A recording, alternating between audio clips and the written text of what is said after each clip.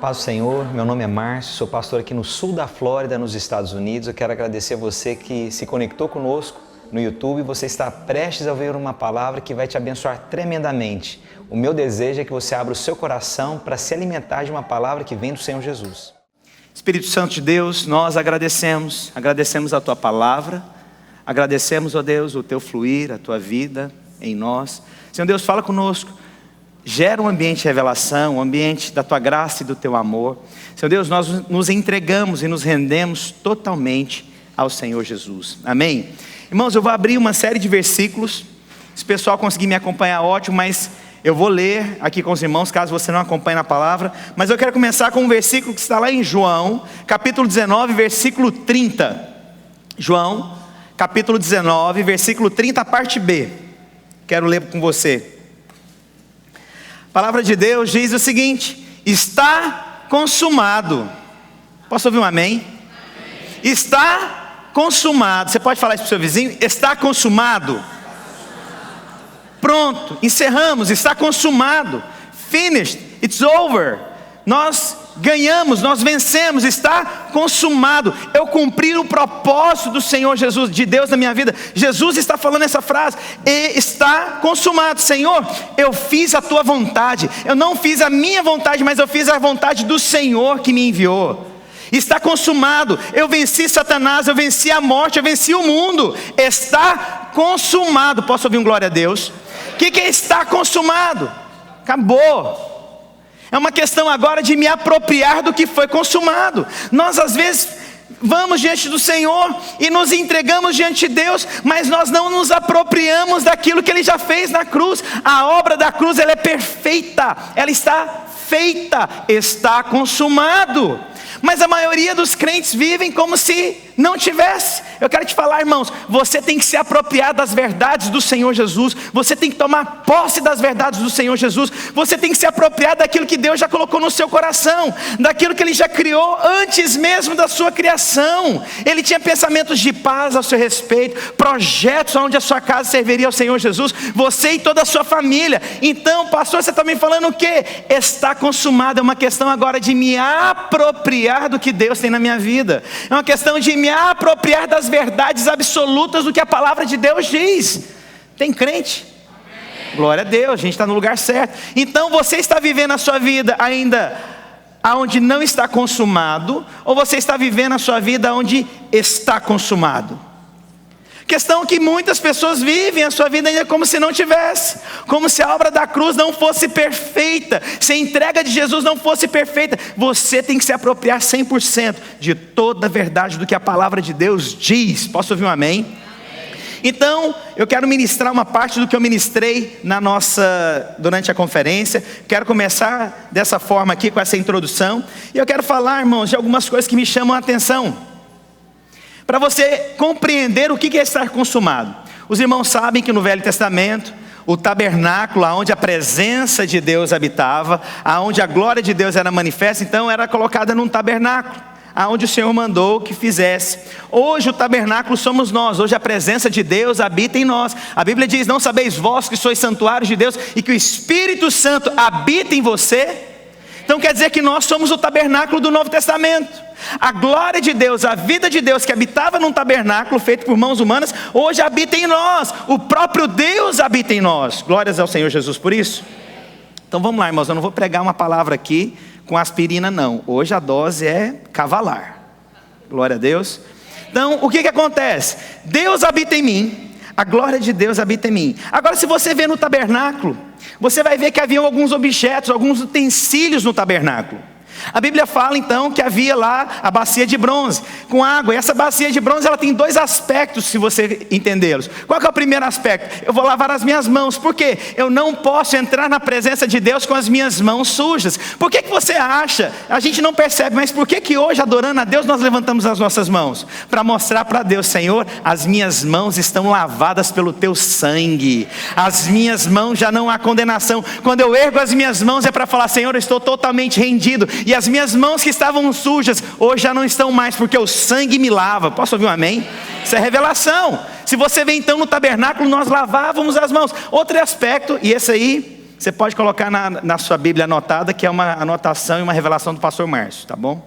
O outro aspecto é porque antes de entrar na presença do Senhor, eu tenho um espelho.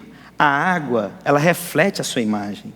Então quando eu entro nessa presença de Deus, eu entro enxergando quem eu sou. E hoje, quando nós olhamos no espelho, nós não olhamos mais aquele homem do mundo, nós olhamos a Cristo que habita em nós. Glória a Deus.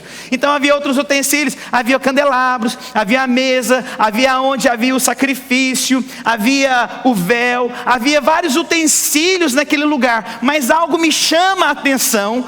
Quando eu li a palavra do Senhor Jesus, cheguei num versículo que me chamou a atenção. Mas não havia cadeira. O sacerdote, então, ele tinha um trabalho contínuo. Ele não parava o trabalho, porque sempre tinha um sacrifício, sempre tinha que o incenso, o fogo do incenso estar aceso. Então ele sempre tinha um trabalhar diariamente, haviam turnos nesse trabalho do sacerdote. Mas aí então, olha o que a palavra de Deus diz aqui. Abre a sua Bíblia lá em Hebreus capítulo 9. Olha só, eu vou ler aqui algumas coisas que haviam lá no tabernáculo. A Bíblia diz que no versículo 4, que tinha um incensário de ouro, arca da aliança, coberta de ouro toda em redor, e que estava um vaso de ouro que continha o maná, a vara de Arão, que tinha florescido, e as tábuas da aliança. Isso aqui era algum dos utensílios, dos objetos, e a própria presença de Deus que havia no tabernáculo. E aí então, no versículo 11, mas vindo Cristo, o sumo sacerdote dos bens futuros, por um maior e mais perfeito tabernáculo, não feito por mãos, isto é, não dessa criação. Ele está falando agora de nós como tabernáculo e como a presença de Deus. E é interessante que a Bíblia agora relata Jesus como sumo sacerdote. Agora presta bastante atenção, que isso é muito importante para nós começarmos a aprender a entender o que a gente está ensinando aqui hoje. Haviam vários utensílios naquele lugar. Havia o sacerdote que trabalhava constantemente, e Jesus é colocado agora como sumo sacerdote. Até aqui os irmãos estão me compreendendo? Até agora então, agora Jesus, ele é o sumo sacerdote, é aquele que pode entrar na presença de Deus. Glória a Deus. E lembra que eu falei que dentro de vários utensílios haviam mesas, mas não havia cadeira para se assentar? Por quê? Porque continuamente tinham trabalho, é ou não é? Agora olha o que acontece. 16, versículo 19. A palavra de Deus diz o seguinte: depois que o Senhor disse, está consumado, olha o que acontece agora. Ora, o Senhor, depois de ter lhes falado, foi recebido no céu e assentou-se à direita de Deus. Agora presta atenção nessa revelação, naquilo que o Senhor quer falar conosco.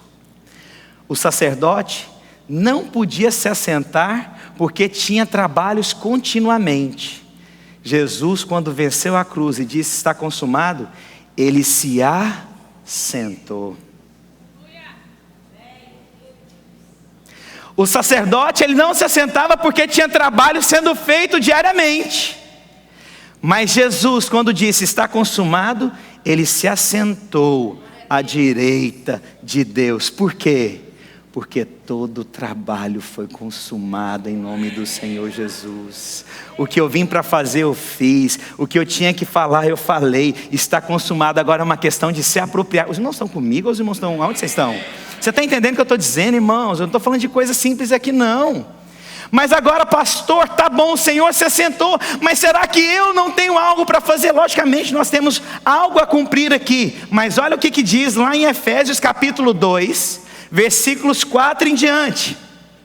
Mas Deus, que é riquíssimo em misericórdia, pelo seu muito amor, com que nos amou, por conta do amor que Ele nos amou, estando nós ainda mortos, estando ainda nós no pecado, em nossas ofensas, nos vivificou juntamente com Cristo, pela graça sois salvos. E versículo 6, e nos ressuscitou juntamente com Ele, e agora porque a obra foi consumada, olha o que acontece conosco. Nós nos assentamos com Jesus. Por que nós nos assentamos com Jesus? Porque Jesus assentou. e Ele cumpriu o propósito de Deus. Agora nós podemos nos assentar ao lado do Pai também, porque todo e tudo já foi consumado na cruz do Calvário. Já não há condenação para você que me ouve falar. Você já não está debaixo da lei, a graça te alcança. Jesus é com você, você pode se assentar ao lado do Pai. Apesar de você, apesar dos seus problemas, das suas crises, do seu pecado, Deus te chama para se assentar ao lado dele. Meu Deus, você não tem entendido, irmãos, pelo amor de Deus. O Senhor está falando que não tem acusação, meu filho. Pode se assentar agora, desfruta comigo. Eu já paguei o preço, já não tem condenação para você, meu filho. Antes mesmo você ainda no pecado, eu morri na cruz do Calvário por você. Mas a maioria dos crentes hoje vive debaixo da condenação. Vamos ser honestos.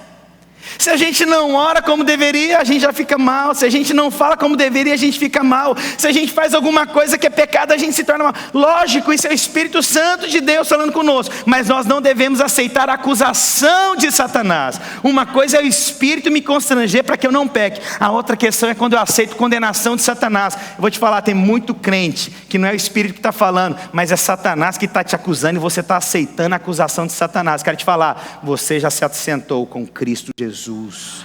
Você está assentado com Cristo Jesus. Agora, uma coisa é certa, e uma pergunta eu tenho que fazer: você se apropriou das coisas que Deus tem? Você se apropriou dessa graça maravilhosa, desse amor maravilhoso? Mas tem gente que vive debaixo de condenação. Tudo é pesado, tudo é muito complicado. Tem gente que vem para a vida da igreja, ao invés de desfrutar da presença, da glória de Deus, o tempo inteiro só fica debaixo de jugo, debaixo de cansaço. A lei coloca cansaço. E aí o Senhor diz algo interessante: vinde a mim aqueles que estão cansados e sobrecarregados. Por que Ele diz isso? Porque a lei só colocava obrigação. Você tem que fazer, você tem que falar, você tem que 3 vezes ao dia, você tem que fazer tal coisa, você tem que voltar em tal cidade. O tempo inteiro a lei colocando peso. Mas Deus fala: vinde a mim, você que está cansado de religião, está sobrecarregado de tanta lei, vinde a mim, porque eu vou te aliviar de uma forma que você não tem noção. Sabe o que o Senhor está falando para você que está me ouvindo, que está debaixo de acusação? Vinde a mim, porque eu vou te aliviar, vou tirar todo o peso de condenação dos seus ombros, toda mentira de Satanás. Vinde a mim e se assente com Jesus. Glória a Deus.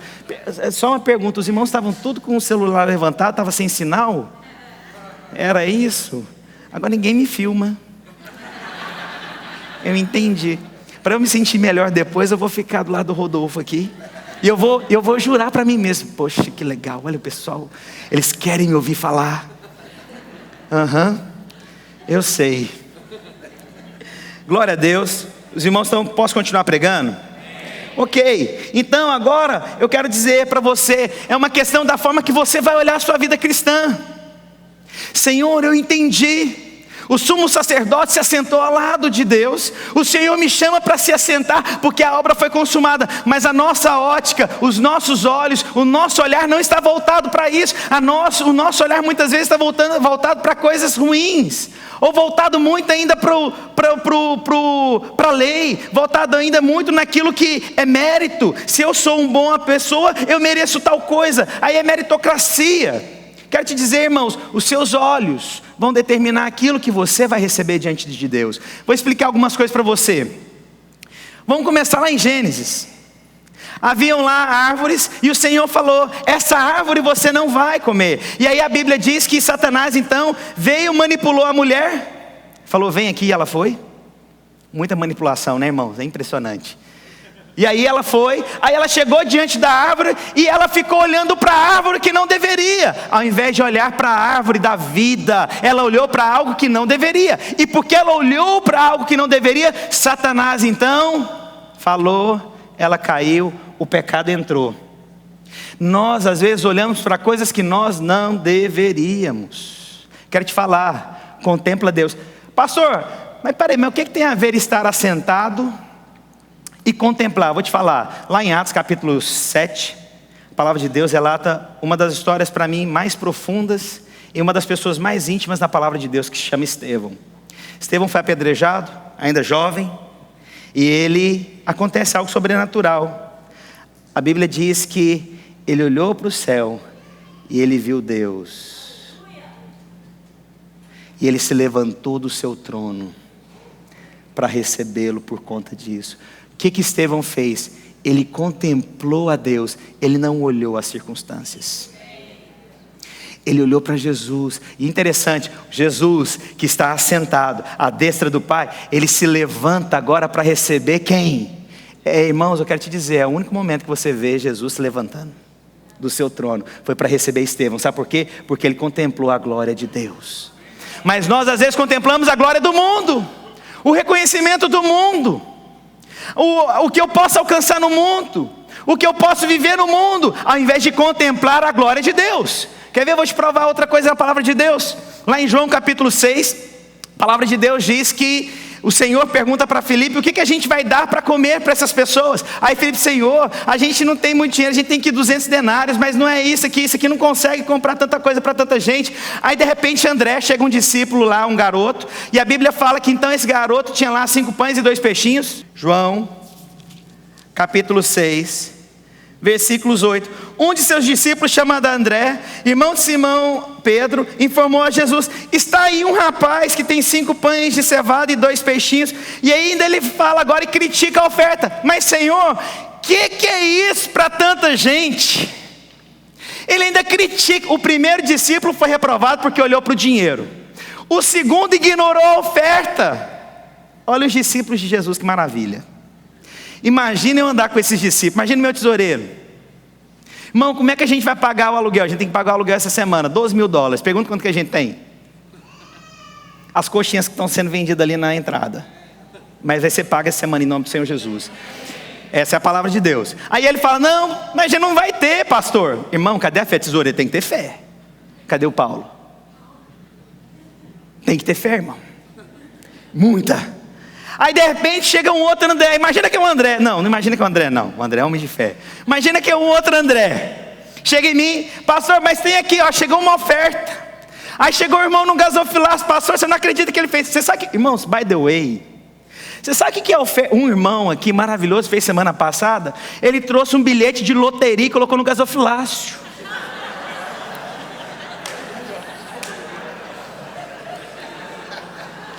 Eu não sei se a minha raiva foi porque ele colocou ou se a gente não ganhou. Eu não sei o que foi minha indignação. Mas volta aqui.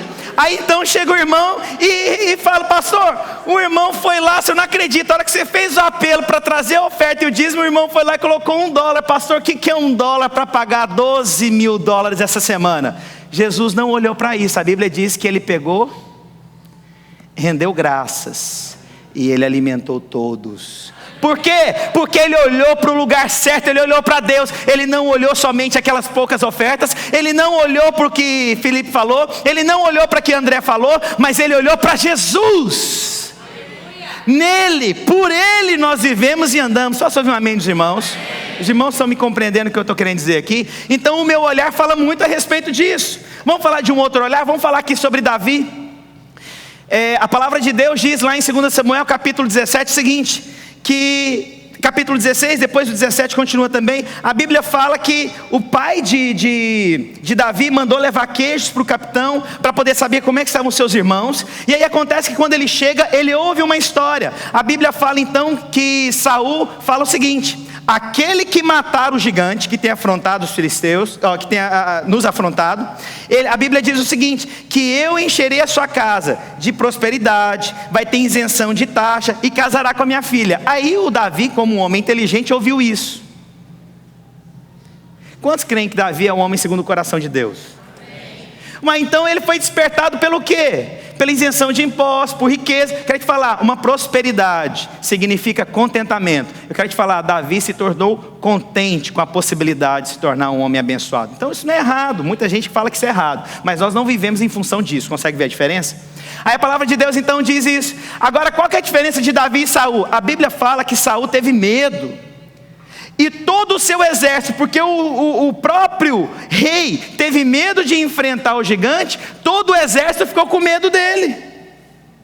Aí chega Davi, não olhou para o rei, não olhou para o exército, Mas ele olhou para quê? Gigante é você, rapaz, é uma possibilidade agora de eu ficar rico, casar com a mulher e ter isenção de impostos. Cara, você vai cair agora. O que ele olhou? Ele olhou a possibilidade. Gigantes não vêm para te matar, gigantes vêm para você vencê-los em nome do Senhor Jesus. É uma questão do seu olhar. Está vendo a diferença? Aí eu quero te perguntar, você está olhando que o Senhor já se assentou à destra do Pai, e que nós nos assentamos com Ele, e que todas as coisas serão dadas graciosamente para nós? Então, irmãos, eu vou me apropriar dessa verdade, eu vou olhar para Deus. Quer ver um outro exemplo? A palavra de Deus diz sobre Elias e Eliseu. Eliseu pede uma porção dobrada para Elias, e Elias dá uma chave, eu anotei aqui. Olha o que Elias faz. Abre a sua Bíblia lá em 2 Reis, capítulo 2, versículo 9 ao 10. Eu estou falando rápido, irmãos. É porque eu estou preocupado com o horário dos irmãos cansarem. Os irmãos não cansam em nome do Senhor Jesus, amém? Essa é a palavra de Deus, eu tenho certeza que você vai sair daqui transformado, impactado como nunca antes em nome do Senhor Jesus. A palavra de Deus diz lá em 2 Reis, capítulo 2, versículos 9, 10 e vou ler o 12. Sucedeu que, havendo eles passado, Elias e Eliseu, e aí ele diz o seguinte: pede-me o que queres que te faça, antes que seja tomado de ti. E disse Eliseu: peço-te que haja porção dobrada do teu espírito sobre mim. Eliseu pede então porção dobrada. Agora olha a chave da porção dobrada aqui. E disse: coisa difícil pediste. E aqui está a chave.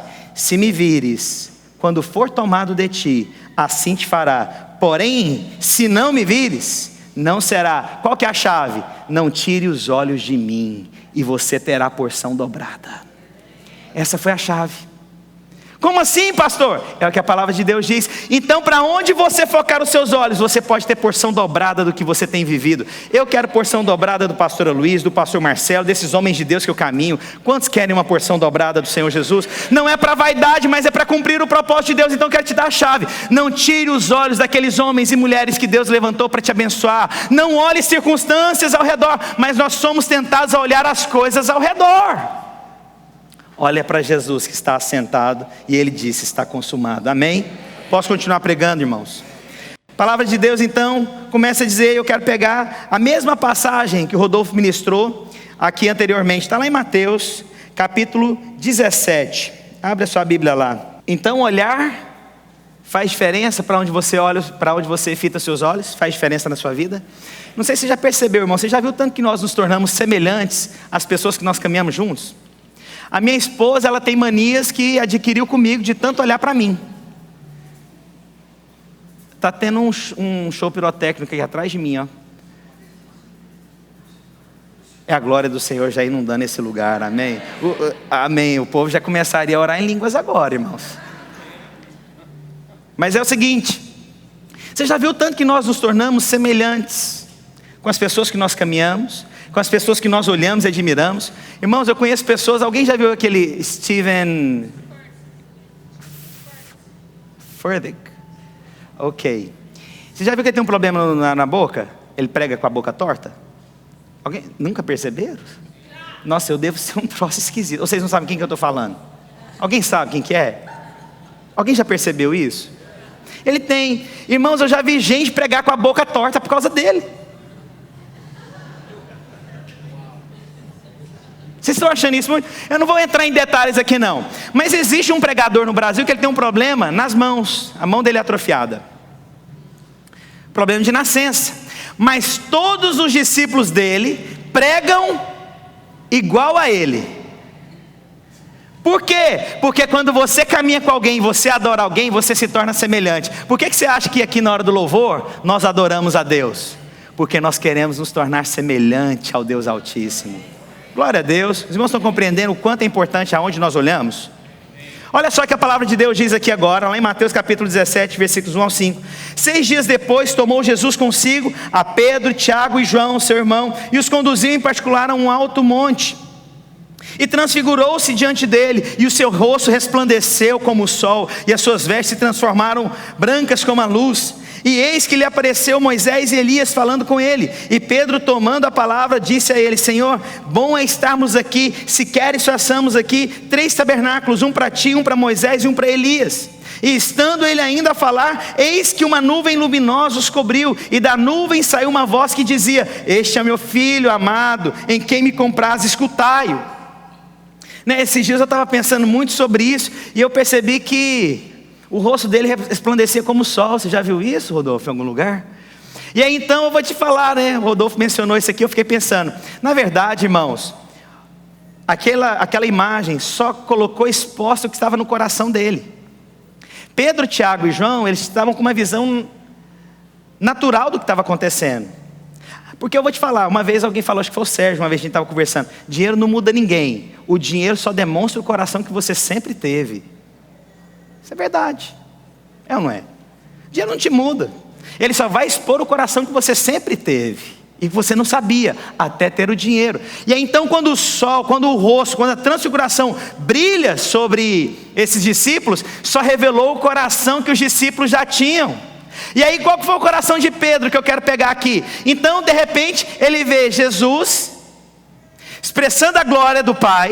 Aí ele vê aqui agora Moisés e ele vê Elias. E aí quando nós estudamos a palavra de Deus, Moisés nós sabemos que ele expressa a lei, e Elias expressa as profecias. Sobre o que? O Velho Testamento é a sombra do Novo Testamento. O Velho Testamento então desenha para que no Novo Testamento seja confirmada as verdades que foram liberadas, ou seja, a lei que foi liberada e as profecias liberadas. Só que Pedro fica tão envolvido com isso que ele então olha para Jesus, mas ele quer colocar a lei junto. E ele quer colocar as profecias acerca do Messias. Só que ele não entendeu. Estava lá o que Moisés falou, e estava lá a respeito de que Elias profetizou. E os profetas profetizaram do Messias. Ao invés de ele focar em Jesus, o que ele olha? Ele passa a olhar para a lei. Ele olha para as profecias. Eu vou te falar, tem muito crente ainda que está olhando para a lei. Tem gente que está gastando a sua energia olhando para a lei. Posso, não posso. Falo, não falo. Fico, não fico. Pego, não pego. Irmãos, não é uma questão de lei, é uma questão de valores que Deus já colocou em você. Sabe, nós amamos tanto a Deus que às vezes as pessoas falam, ah não, dízimo é do Velho Testamento. É tão interessante ser humano, Mas irmãos, tem tanta coisa do Velho Testamento que você fala, mas que você está vivendo de forma errada, que aí você quer anular algumas coisas. Quero te falar, dízimo é do Novo Testamento também. E vou te falar, não deveria ser só 10%. A Bíblia fala que nós devemos exceder em muito o que aqueles legalistas faziam. Se eles faziam com 10%, eu te falo, se você só faz 10%, você se tornou um legalista da mesma forma.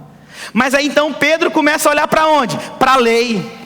Pedro começa a enxergar a lei. Pedro começa a olhar para a lei. Nós estamos vivendo hoje numa dispensação da graça, mas vivendo na lei. Quero te falar, a graça não é a permissão para você pecar. A graça é a oportunidade de você expressar o amor que você tem. Embora lá não fale no Novo Testamento para mim, não adulterarás, não matarás, whatever, Deus fala o seguinte: amará teu Deus, amará o teu próximo. Aí eu vou te falar, eu não traio a minha esposa, não é por causa da lei. Não é porque está escrito, não matarás, não adulterarás no Velho Testamento. Eu não traio minha esposa porque o meu amor excede muito essa lei. Sabe por que você não deveria pecar? Porque o seu amor excede muito. Então a graça não é a possibilidade de pecar. A graça é a possibilidade de você se guardar ainda mais para Deus. Deus, eu te amo tanto. Mas tem gente que está vivendo o tempo da graça, mas baseado na lei. Por quê? Você não entendeu que está consumado. O Senhor se assentou. Posso ouvir um amém? Tem gente que chega triste o tempo inteiro, tão condenado. Pastor, eu errei. Pastor, eu falei. Irmão, eu entendo isso. Peça perdão diante do Senhor. Vai, não peques mais. Mas as pessoas colocam jugo, peso, acabam ainda com as pessoas. Irmãos, nós não deveríamos colocar peso nas pessoas. Nós não colocamos peso sobre as pessoas. A Bíblia fala que nós devemos ombrear as pessoas. O que significa? Eu vou andar lado a lado, eu vou dar suporte para essa pessoa, eu vou ajudá-la nos dias difíceis. Mas ainda nós queremos colocar peso e condenação. Tem lugares que você vai procurando uma palavra de Deus, você sai pior do que quando entrou. Que você se acha o mais miserável do mundo, sabe? Aquela angústia, porque é lei em cima de lei nos seus ombros. Eu quero te falar, está consumado. Quantos creem que está consumado? Está consumado. Mas para onde você está olhando? Você está olhando para Pedro? E agora eu vou para a última passagem que eu quero ministrar para vocês, que é o seguinte: É extremamente importante nós compreendermos algumas coisas. Lá em Mateus capítulo 12.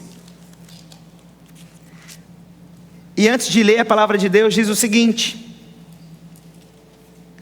Lá no anterior, a Bíblia diz o seguinte: este é meu filho amado, em quem me comprazo, a ele escutai. 3 coisas que eu acredito que é de extrema importância na sua vida cristã, sua vida ministerial, que está escrito aqui, porque foram as primeiras palavras mencionadas de Deus para Jesus sobre a terra. E os irmãos sabem que, os irmãos já estudaram, sabem que a lei da primeira menção, tudo aquilo que é mencionado da primeira vez na Bíblia serve de referencial para as demais. Os irmãos já estudaram isso. Foi a primeira menção de Deus falando sobre Jesus. Este é meu filho, amado, em quem me comprazo. Aonde que Jesus habita hoje, irmãos? Em mim. Não sabeis vós que sou santuário de Deus? Lembra que eu falei isso no início? Aonde Deus habita? Em mim. Aí eu te pergunto, aonde habita o filho, o amado e aquele que tem alegria? Em você. Então eu quero te falar algo e te lembrar. Você é filho de Deus. E não tem nada que mude isso. Você é filho. Segunda coisa, você é amado de Deus. Não tem nada que mude isso. Terceiro, Deus tem alegria na sua vida. Mas às vezes a gente acha, Deus não está contente comigo. Deus não se alegra em mim. Deus não me ama tanto. Parece que Deus ama mais o vizinho. Esses dias o meu filho, o mais velho, está com 7 anos. Quando ele estava com 6 anos, ele e os amigos dele fizeram algo interessante. Não foi ele, foi um amigo dele. Pegou uma pedra, eles estavam brincando de pedra e acertou no carro do vizinho. Não aconteceu nada grave, só quebrou o para-brisa.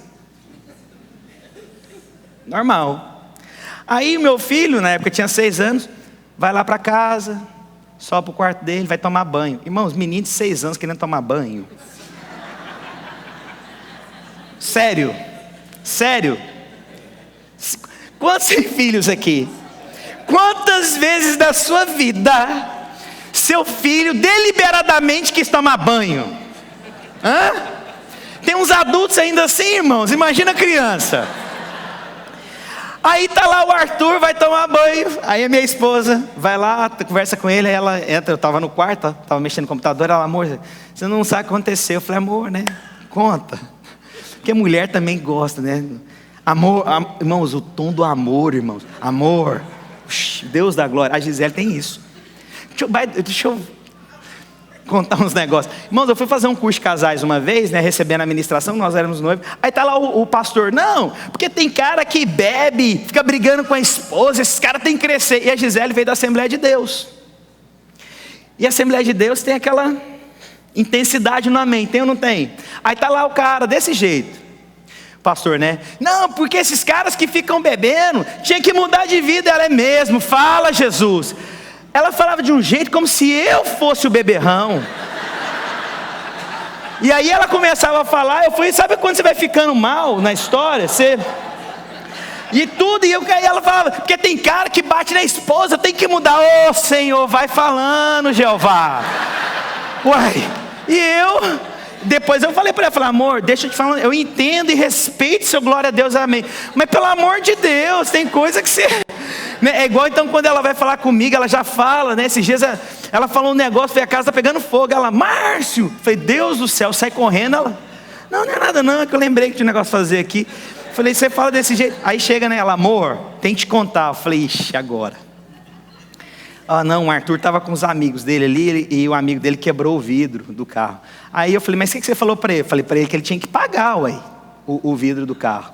Aí eu fui lá e estava no banheiro, aí eu cheguei nele e falei, meu filho, fiquei sabendo que seus amigos estavam ali, o seu amigo quebrou o vidro. Ele falou, foi pai. Eu falei, o que você acha que ia acontecer com você? Você acha que... O que ia acontecer? Ele falou, olha...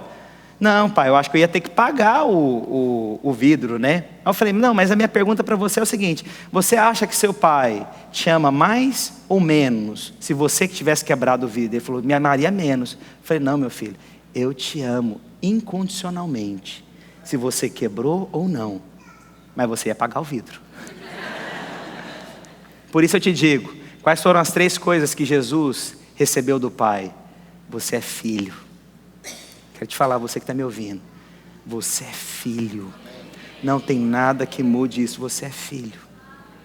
Você é amado. Ele não vai te amar mais ou menos. Ele te ama. E eu posso falar algo maravilhoso? Ele é o Deus que morreu de amor por nós. Na cruz do Calvário. E terceiro, Ele tem alegria na sua vida. Parece que o tempo inteiro a gente está devendo. Oh Senhor, mas para Deus eu não fiz tudo. Senhor, parece que... Irmãos, Ele tem alegria em você. He has joy, He has pleasure in your life. Amen? Para terminar agora. Os irmãos me dão mais uns minutos aí. O amenzinho está tão fraco, Jesus. É minha esposa que deu esse amém. Tá bom? Só para quem não sabe, foi a minha esposa. A palavra de Deus diz o seguinte agora. Lá em Mateus capítulo 12. E é importante eu falar sobre isso, porque talvez você vai se identificar. A palavra de Deus diz: porque naquele tempo, em dia de sábado, passou Jesus pelas searas. Ora, estando os discípulos com fome, entraram a colher espigas e a comer. E os fariseus, os religiosos, os acusadores, os doutores da época, complemento meu, porém vendo isso, disseram: eis que os teus discípulos fazem o que não é lícito fazer em dia de sábado. Mas Jesus lhe disse: não lestes o que fez Davi, quando ele e seus companheiros tiveram fome? Como entrou na casa de Deus e comeram os pães da proposição, os quais não lhe era lícito comer, e nem a ele e aos que com eles estavam, mas exclusivamente aos sacerdotes? Ou não lestes na lei aos sábados, ou os sacerdotes no templo violam o sábado e ficam sem culpa? Pois eu vos digo que aqui está quem é maior do que o templo. Mas se vocês soubessem o que significa misericórdia quero e não holocausto, não terias condenado inocentes. E aí eu quero te falar algo que está escrito aqui. Os fariseus não reconheceram Jesus. Vou te dizer que o perigo hoje, irmãos, de nós sermos esses fariseus, esses religiosos, de falarmos de Jesus, mas não conhecermos Jesus, porque Ele diz: se vocês soubessem quem está falando com você, você não falaria assim. A questão é que às vezes nós não conhecemos Jesus. E aí eu vou dizer aqui rapidamente 5 características, 5 coisas que todo fariseu tem em comum. Está tudo aqui no versículo 5 em diante. Ou não lestes na lei.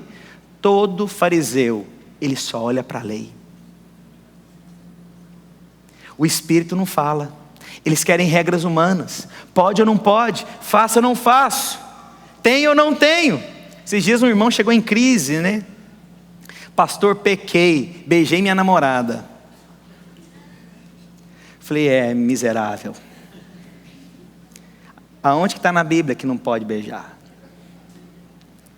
A questão é o que é a consequência depois do beijo. Porque vamos pensar no beijo? Você vai beijar perto na hora que não tem ninguém por perto? É ou não é? Escondido, à noite, sozinho. Aqui tem mais uma pregadora comigo. Depois a gente dá uma oportunidade para ela, da Assembleia também. Que é a oportunidade. E é mesmo. Aí olha só aqui, irmãos. Meu sogro é pastor na Assembleia de Deus, irmãos. Tem muito respeito por ele. Só brincando aqui. Onde que eu estava? Ah, o do beijo. Ah, todo mundo lembra do beijo, né? A pregação ninguém lembra mais. Aí a questão é o que está por detrás. Mas às vezes os jovens querem o seguinte para mim: pastor, pode ou não pode?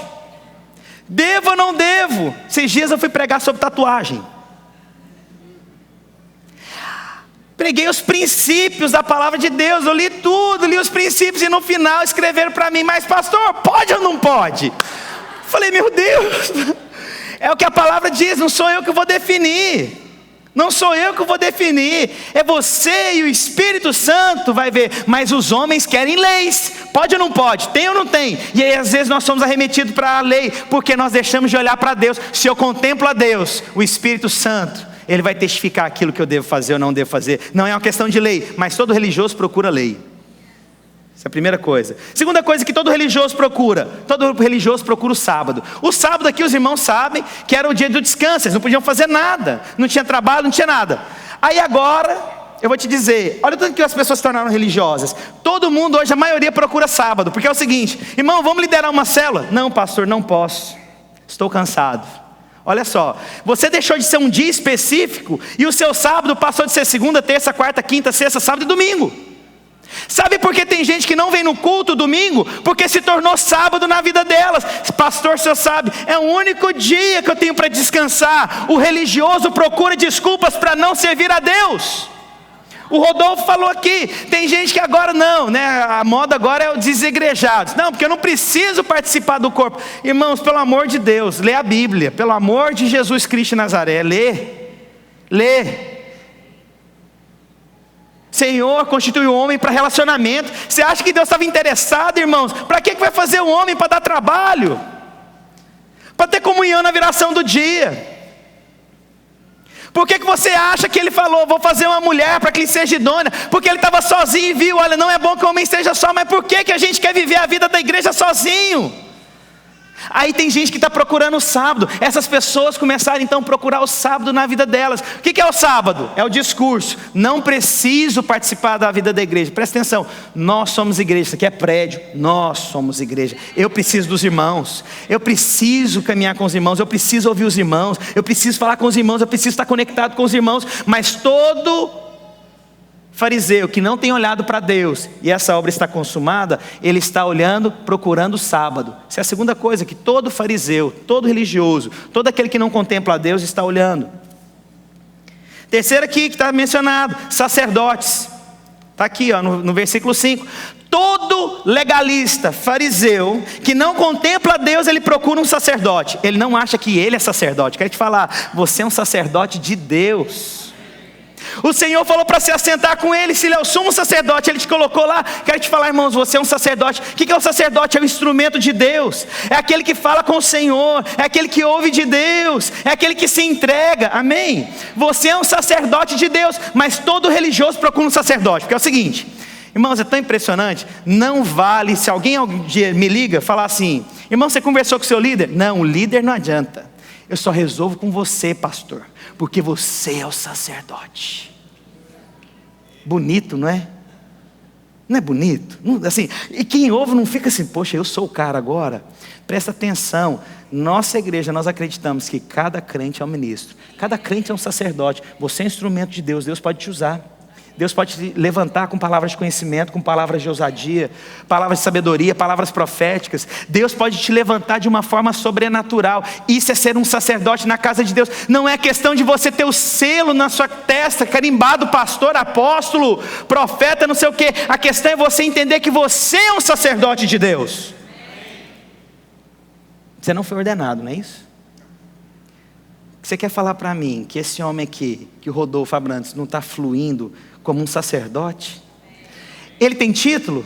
Não. E pode falar uma outra coisa? Se você vê lá nas epístolas, Paulo não se apresenta como apóstolo Paulo. Todas as vezes que ele fala Paulo. Aí depois vem, levantado por Deus, apóstolo. Ele não coloca o seu título primeiro. Mas as pessoas hoje fazem o quê? Bom, esses dias eu fui ler um nome de uma pessoa, eu cansei até chegar no nome dele.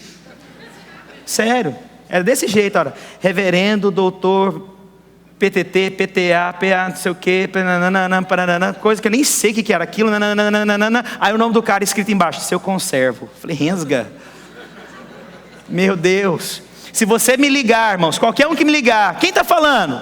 Márcio, meu nome não é pastor, meu nome é Márcio. Quem está falando? Muitas vezes as pessoas ligaram procurando o endereço, onde é que ficava o prédio da nossa igreja. Quem é que está falando? Eu falei, Márcio. Falei, Márcio, então tá bom. Eu falei, qualquer coisa você chega lá, pergunta, as pessoas lá podem te falar, eu vou estar por lá. Alguém já me ligou alguma vez? Tem alguém que já fez isso aqui? Nossa, então, lá atrás, lá, ó. Pronto, alguém para testificar. Ligou e eu falei, quem estava falando?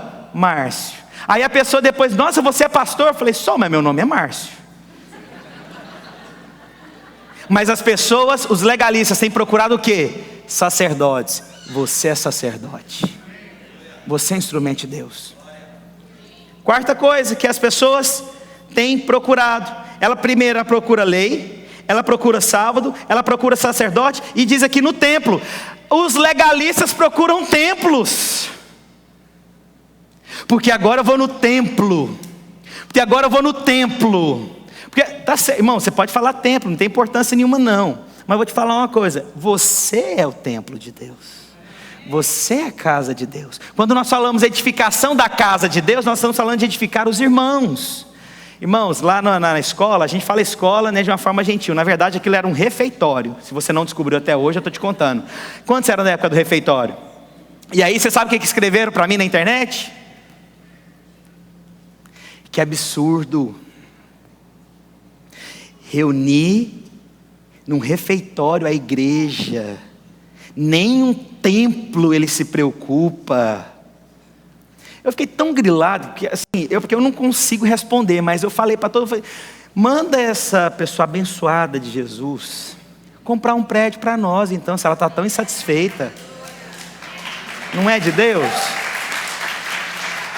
Mas falar é fácil. Aí todo mundo quer um templo, porque acha que o templo que vai mudar. Irmão, você não vai levar esse prédio para sua casa. O templo, a habitação de Deus somos nós. Então quando eu entro na minha casa, aquele ambiente mudou, está santificado em nome do Senhor Jesus. Cheguei no meu trabalho, no meio daquele ímpio, tudo, gente que, né, aquele absurdo que acontece lá no meio de Faraó, a presença de Deus chegou. Glória de Deus chegou. Mas se você acha que é esse prédio que vai mudar a sua vida, e até hoje tem gente que acha que é o prédio que muda a vida de alguém, eu quero te falar, prédio não muda ninguém. Ninguém muda por conta de um prédio. Mas a casa de Deus, que é você pode ser totalmente transformado em nome do Senhor Jesus, amém? Glória a Deus. Uma vez vieram reclamar também. Irmãos, os meus exemplos são todos daqui. Os irmãos têm que me respeitar por causa disso. Eu não vivo no mundo, então meus exemplos daqui. Alguém chegou uma vez em mim e falou assim, que absurdo ter uma livraria no templo de Deus. Eu falei, absurdo é você ficar assistindo novela, filho. Uai, como assim? Nossa, uma livraria no templo. Pelo amor de Jesus Cristo de Nazaré. Mas tem gente que é assim, o legalista fica procurando templo. O que legalista até agora procurou? Lei, sábado, sacerdote, templo. E por último, está aqui. Todo aquele que não foca em Deus, ele corre o risco de se tornar como Pedro, olhar para a lei, olhar só para as profecias daquilo que viria. Estava diante dele aquilo que estava sendo construído. Por último, versículo 7. Significa misericórdia e não holocausto. Todo fariseu, legalista, procura um holocausto. O que significa isso? Se eu não entregar meu dízimo, eu não serei abençoado. Se eu não entregar o meu dízimo, o devorador vem. Irmão, você está contratando um segurança. Eu vou entregar os meus dízimos, irmãos. E eu respeito algumas coisas dos irmãos. Tem irmão que se não vier domingo aqui devolver o dízimo, fica doido durante a semana. Pastor, vai dar tudo errado. Teve um irmão que falou isso, ele não conseguia vir no culto, ao culto no domingo. Falou, pastor, eu estava com o dízimo separado, eu não fui lá devolver, na segunda-feira bati o carro, eu sabia, foi porque eu não devolvi o dízimo. Irmão, tem que devolver o dízimo, amém? Se não deu no domingo, você liga para o tesoureiro aqui e vai atrás dele. Glória a Deus, amém? Mas você acha mesmo que porque você não devolveu no domingo, você bateu o carro, amigão? Sério que você está achando que esse é o evangelho que nós pregamos? Isso é a lei que foi inculcada no seu coração. Essa é a lei que está produzindo em você peso. Nós somos livres em Cristo Jesus. Nós experimentamos a graça de Deus. Nós estamos assentados com o Senhor nas regiões celestiais. Nós estamos em posição de governo sobre essa terra. Nós somos sacerdotes do Senhor Jesus. Glória a Deus. Então agora eu termino. Rodolfo, você pode dedilhar aqui, por favor? Eu quero perguntar. Pode tirar os telefones e começar a filmar. E eu vou me sentir muito bem, irmãos. Será que nós deixamos de olhar para Jesus, contemplar a Jesus, nos assentar em Cristo Jesus, por conta da lei que está consumindo a gente? Eu quero te falar em nome do Senhor Jesus Cristo. está consumado. O Senhor está trazendo libertação em muita gente aqui, irmãos. O Senhor está falando com muita gente aqui. Eu tenho certeza que você vai sair daqui com revelação. Senhor, está consumado. Eu me aproprio. Eu me aproprio. Eu me aproprio. Quantos querem se apropriar? Está consumado. Gostaria que você se levantasse então e nós tivéssemos um tempo de adoração a Deus. Quero agradecer você que ficou conectado conosco até agora. Tenho certeza que você foi ricamente abençoado. Se você quer entrar em contato conosco, você pode entrar pelo site www.videiraflorida.com ou mandar um e-mail para nós no videiraflorida@gmail.com. Fica na paz do Senhor Jesus.